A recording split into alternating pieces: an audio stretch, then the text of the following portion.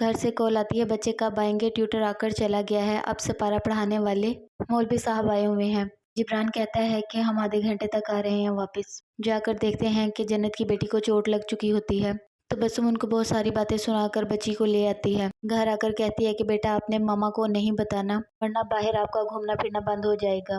جنت کی بیٹی کہتی ہے چلیں ٹھیک ہے، میں ماما کو کچھ نہیں بتاؤں گی۔ بچی کہتی ہے تبسم جو آپ کہیں گی میں وہ کروں گی، ماما کو کچھ نہیں بتاؤں گی۔ تبسم گھر آتی ہے، اس کی ماں کہتی ہے تمہارے ابا بھی بہت ناراض ہو رہے تھے اور فاروق بھی بہت ناراض ہو رہا تھا، اسے آج مل لینا۔ تبسم کہتی ہے مل لوں گی جب ملنا ہوگا، ابا کو تو ناراض ہی رہنے دے۔ یہ کہہ کر ابھی تبسم جانے ہی لگتی ہے، تبھی فاروق آ جاتا ہے۔ فاروق پوچھتا ہے کہ کیا مجھ سے کوئی غلطی ہوئی ہے؟ تم ناراض ہو کیا؟ تبسم کہتی ہے کہ نہیں، تم شادی کر لو، تمہاری ماں کو ایک بہو کی ضرورت ہے، میں ابھی شادی نہیں کر سکتی۔ فاروق کہتا ہے کہ میں کسی اور سے شادی نہیں کر سکتا، کیا تم کسی اور سے شادی کر سکتی ہو؟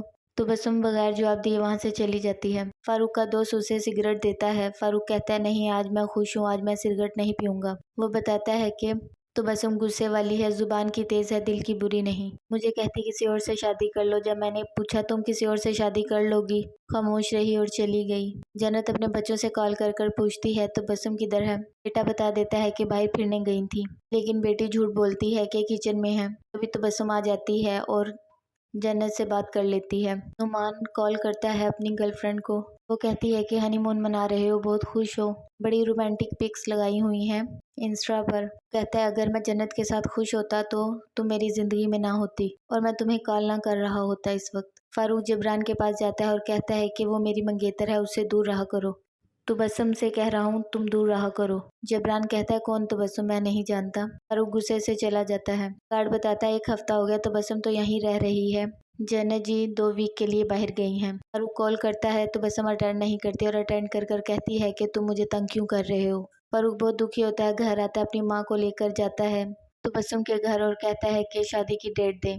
کافی باتوں اور اعتراضات کے بعد تبسم کے ابو کہتے ہیں کہ آپ شادی کی ڈیٹ فکس کر لیں۔ مٹھائی سے منہ میٹھا کرتے ہیں اور شادی کی ڈیٹ فکس کر لیتے ہیں۔ جبران کہتا ہے کہ تم نے بتایا نہیں تمہاری منگنی ہوئی ہے؟ تبسم کہتی ہے میری کوئی منگنی نہیں ہوئی۔ جبران کہتا ہے کہ جنت جی سے میرا کوئی ذکر نہ کرنا، میں نہیں چاہتا میرا امیج خراب ہو۔ تبسم کہتی ہے میں فاروق کو خود پوچھ لوں گی، اسے کیا مسئلہ ہے۔ گھر جاتی ہے، پتہ چلتا ہے شادی کی ڈیٹ فکس کر دی ہے۔ تبسم اپنی ماں کو جواب دے دیتی ہے میں نے اس سے شادی نہیں کرنی، وہ بھی ان گلیوں میں پھرنے والے لڑکوں جیسا ہے، تنگ سوچ تنگ دماغ انسان۔ تبسم کی ماں کہتی ہے پھر اپنے باپ کو جا کر جواب دو، پہلے ہی غصے میں ہے کہ تم وہاں دن رات رہ رہی ہو۔